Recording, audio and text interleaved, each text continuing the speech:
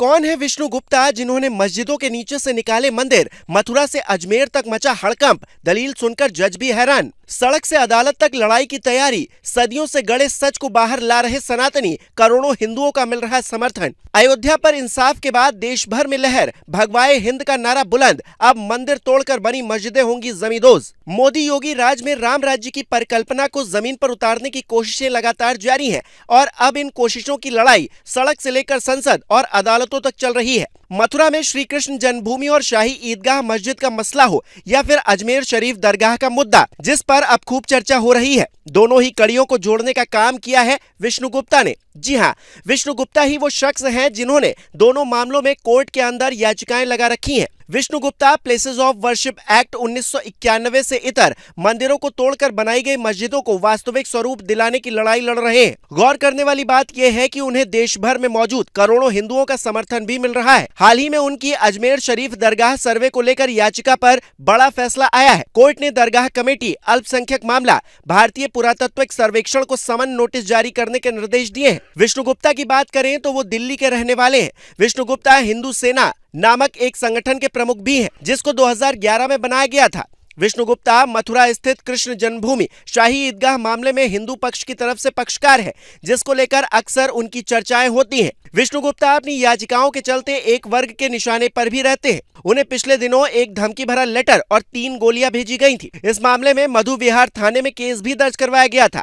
इस बीच अजमेर शरीफ मामले को लेकर उनकी चर्चा शुरू हो गई है। विष्णु गुप्ता लगातार हिंदुओं के पूजा स्थलों का मसला उठा रहे हैं। अजमेर शरीफ दरगाह के मुद्दे पर भी विष्णु गुप्ता का दावा है कि ख्वाजा गरीब नवाज की दरगाह के अंदर कभी किसी इंसान को पूजा करने के लिए जाने ही नहीं दिया गया। इस वजह से इस जगह पर 1991 पूजा स्थल एक्ट लागू नहीं हो सकता। बहुत सारे साक्ष्य मिले हैं, वो हमने सभी साक्ष्य अदालत में दे दिए हैं। वहाँ बुलंद दरवाजा है, उस पर हिंदू कलाकृति चिन्ह है, और दूसरा अंदर जाओगे तो जो तहखाना है उसका खुलना चाहिए, उसमें बहुत सारे साक्ष्य उसमें बंद है, वो खुलेगा तो सब मिलेगा। ऊपर अजमेर दरगाह का जो स्ट्रक्चर है वो हिंदू टूटे हुए अवशेषों से बनाए हुए मंदिरों के, जैन मंदिर और महादेव का मंदिर से बनाया है। और बस बहुत सारे साक्ष्य हमने कोर्ट को दिए हैं। वहाँ झरना भी है पानी का, क्योंकि सभी शिव मंदिर के पास पानी ज़रूर पाया जाता है, जल पाया जाता है, तालाब होता है, नदी होती है या कुछ होता है, तो ऐसा सब वहाँ मौजूद है।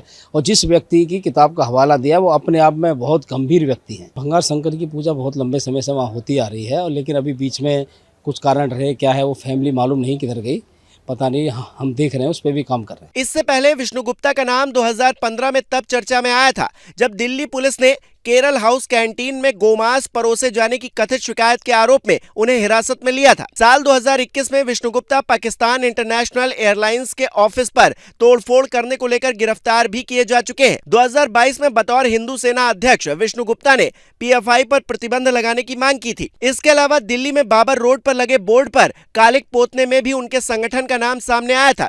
उस वक्त हिंदू सेना की तरफ से बाबर रोड के बोर्ड पर अयोध्या रोड का पोस्टर लगा दिया गया था। इसी तरह 2023 में हिंदू सेना ने दिल्ली हाईकोर्ट में याचिका दायर कर आदि पुरुष फिल्म पर रोक लगाने की मांग की थी। हालांकि कोर्ट ने उस समय याचिका पर तत्काल सुनवाई से इनकार कर दिया था।